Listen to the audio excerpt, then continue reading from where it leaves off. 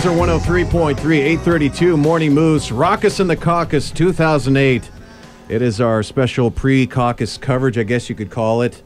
And it took a lot of calls, but we got Congressman Ron Paul in the studio, candidate for 2008. Welcome, Ron Paul. Thank you. Good to be here. Good to have you here. It's a pleasure and a pleasure, actually. You enjoying your stay in Iowa? Absolutely. Yeah. It's great. But I'll be glad when the caucus is over. Yeah. And so from here, you go on to New Hampshire, right? Go to New Hampshire, right. Okay. I go by way of New York, but I go to New Hampshire very And I appreciate you haven't been, just bombasting us with political ads. Thank you for that. They have been running a little bit recently. We have, but we've approached it a little bit differently through organization, I understand.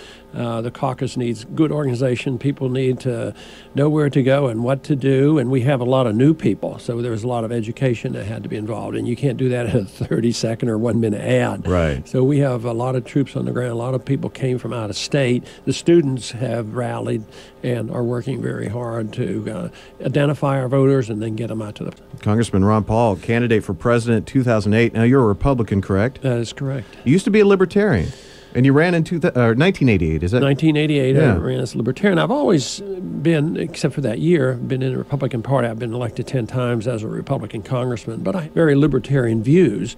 I never agreed entirely with their platform, but basically I do. But I think most Americans do, because if you ask somebody, do you believe in liberty? Nobody says, oh, no, I don't care for that liberty stuff anymore. And do you believe in the Constitution, even though there's a lot of neglect there? And nobody says, no, I don't think we should follow the Constitution at all. I just take the oath for fun. Yeah. Most people do, and the Constitution is a very libertarian document. Yeah. The Republican Party, in its nature, is a conservative party. It's supposed to be conservative. You don't see a lot of that much anymore. There's a lot of big government, a lot of big spending.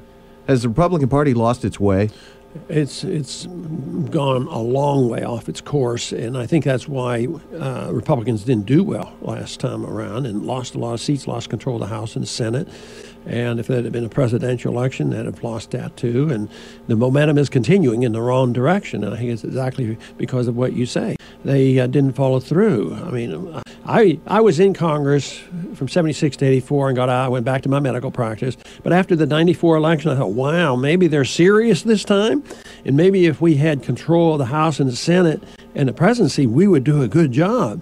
Well, it didn't take me very long to realize that that was a fiction. Yeah. And we became more like Democrats. I mean, the deficit got a lot worse. I mean, can you believe that Clinton was more conservative than the current president? I know. And the budget was much better. And also, it was the foreign policy. We as a party used to be the party that tried to stay out of wars and clean up the mess, like after Korea and Vietnam. And even in 2000, Bush ran on a humble foreign policy and criticized Clinton, for Bosnia and Kosovo. And well, why are we doing this if he was against nation building? And here we're back into it wholesale, and we're going broke. So Republicans have not acted like Republicans should, and of course that's the challenge. I have to challenge the status quo of the party, and there are some who are very loyal to party and leaders of the party, rather than looking at what our promises are, what the platform says, what the Constitution says, and confront it. And I think that's what my responsibility is, and that's the type of candidate I am and the platform I have. Do you see a lot of chafing from your fellow Republicans? Not to my face. And they're cordial. They get annoyed at the debates. That's been expressed because they claim that I'm not Republican enough. But I think the evidence is rather clear to the American people. Why is the Republican base so small? It is true. Because the base is very small, they are the diehards who will stand behind big government because we've been doing it at all costs. But there's a lot of good Republicans who are frustrated and annoyed because we didn't do what we said, and they've dropped out, and they would like to have a candidate that would stick to his guns. And I think that's why they've come to my campaign. Ron Paul, candidate for president 2008. We're gonna let you go because you got a busy schedule with the caucuses coming tonight. We want to throw 5 questions at you real quick. It's called Tap Out.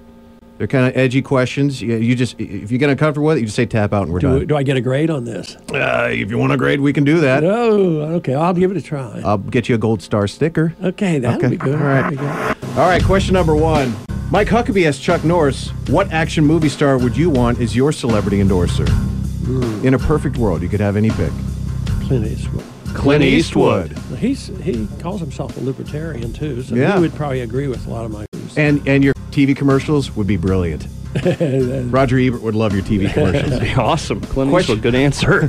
Question number 2. Have you ever blamed a fart on someone else?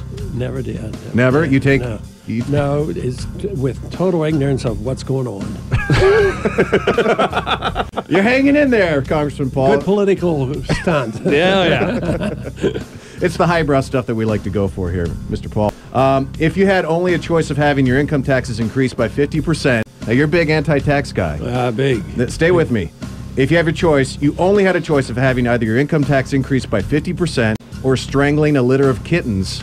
Which would you choose? The latter. The kittens?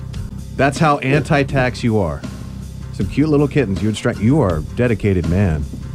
Sticks by his guns. I would not do it, of course, but the way you phrase the question, puts me in a bind. Yeah. Coming up with the correct answer. Right. No, if somebody has a gun to your head, you have to increase taxes or you strangle these kittens.